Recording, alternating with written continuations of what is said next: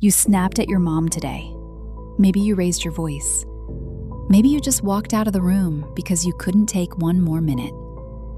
And now it's late, the house is quiet, and you're sitting here replaying that moment, feeling like the worst person alive. But here's what I need you to hear right now. That guilt you're carrying, it's not proof that you're failing. It's proof that you love her. In the next 5 minutes, here's exactly what you need to know. Caregiver guilt is one of the loneliest feelings in the world because you can't really explain it to anyone who hasn't lived it. How do you tell your coworker that you cried in your car before work because you had to leave your dad alone again? How do you admit that sometimes you resent the person you love most? You're not supposed to feel that way, except you do. And you do because you are human and you are tired and you have been carrying more than any one person was ever meant to carry alone. You are not a bad daughter for feeling this. You are an exhausted one, and that is completely different. So let's talk about where this guilt actually comes from, because understanding it is the first step to putting some of it down. The first thing to understand is that caregiver guilt isn't random. It has a source. Most of it comes from an impossible standard you've set for yourself, that a good daughter would never feel frustrated, never need a break, never wish things were different. But that standard isn't real. It was never real. And measuring yourself against something that doesn't exist will break you every single time. You are not falling short of the bar. The bar was set in the wrong place from the beginning. And here's the part nobody talks about. A lot of what feels like guilt is actually grief. You are grieving the parent they used to be. You are grieving the life you thought you'd have at this stage.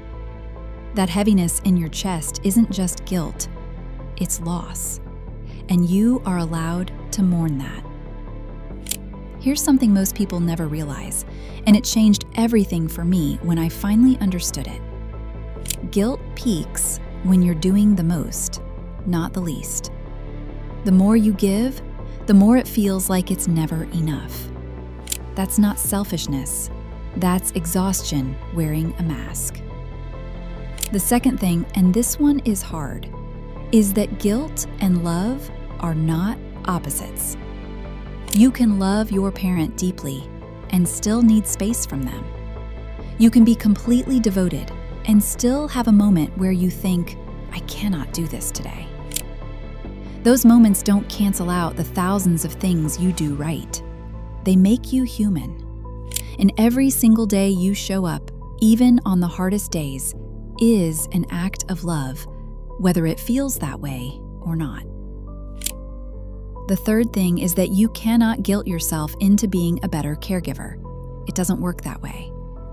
Every hour you spend drowning in shame is an hour you're not recovering, not resting, not showing up as the version of yourself your parent actually needs. Letting go of guilt, even a little, is not selfishness. It is strategy. The fourth thing, forgive yourself in real time. Not at the end of the day, not after a good week, right after the hard moment. Take a breath and say out loud or in your head, I am doing my best with what I have right now. Because you are. And a person who keeps trying even on the hard days is not failing. She is fighting. The fifth thing is this: ask for help before you're desperate. Guilt tells you that needing help means you're not enough. It is lying to you. Every caregiver who has stayed strong for the long haul learned one thing early: you cannot pour from an empty cup. Asking for support isn't weakness. It's the smartest thing you can do for your parent and for yourself. Here's the uncomfortable truth nobody says out loud. Some days, you will not be your best self for your parent.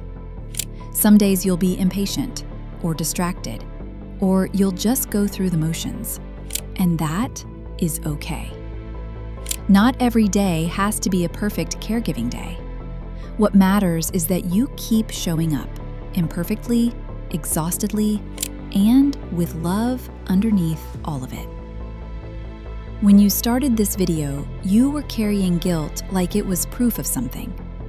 I hope by now you feel, even slightly, that it was never proof of failure. It was always proof of love. Tell me in the comments, what's one thing you've been feeling guilty about that you're ready to finally let go of?